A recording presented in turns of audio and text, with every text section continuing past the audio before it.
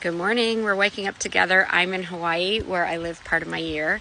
And I just wanted to address this comment. So 7 years ago, I lost 7 of my fingertips and both of my lower legs. I just want to show them because they don't always make it into my videos, okay? So I wear prosthetic legs every day.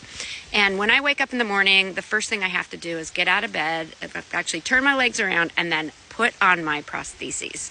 And I can't start a day without doing that. So I'm constantly reminded that I am an amputee and this is a new part of my life. Well, new for 7 years, because I spent the first many years of my life as a very active woman with a full life and a full body. So sadness, that's what I want to talk to you about. And you'll notice I'm doing it with a smile on my face because I can at this point. Sadness is a part of it. And it's interesting because I've been putting videos on TikTok and Instagram and Facebook for 3, 4, 5 years even.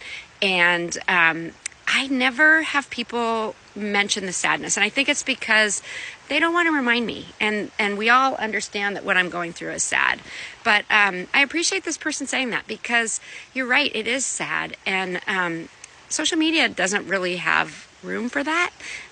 It's, we don't want to sit around and talk about sadness. It's sad. So what I was just saying is that, yes, it is sad. And there was a lot that I had to go through in getting over the sadness, in realizing that I was going to become an amputee and learning to adapt to becoming an amputee. And honestly, it's been 7 years, but I still continue to adapt. I still get stronger and more confident in my body every day. It's a really long process. But I want to talk about a couple things that have been helpful. In the beginning of the process, denial was really big, and it was really powerful. And we sometimes think of denial as something that we want to bypass, that it's not a good thing, but it's part of the coping mechanism. So when something really bad happens, denial can kind of cap our feelings for a little bit while we adapt to the situation until we're ready to deal with them.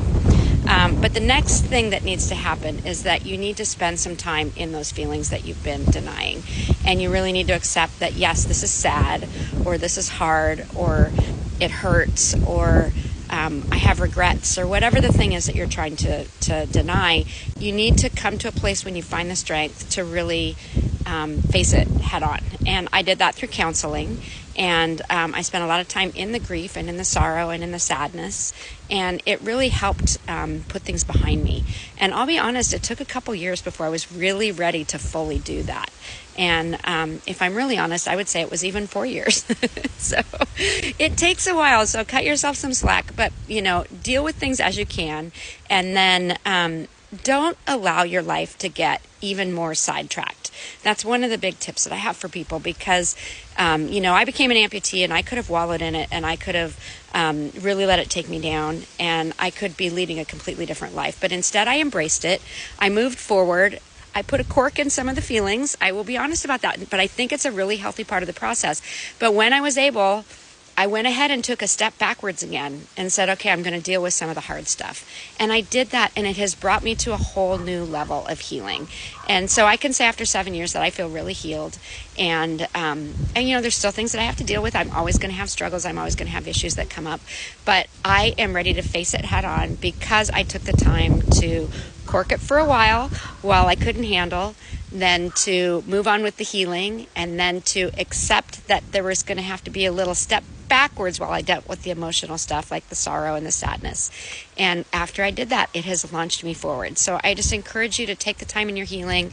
If you had something happen to you a while ago that you haven't maybe fully coped with, maybe start making some plans to strengthen the things that you can control right now that you feel comfortable controlling.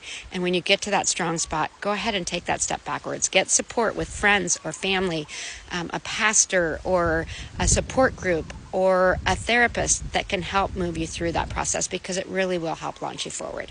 Take care. Have a great day.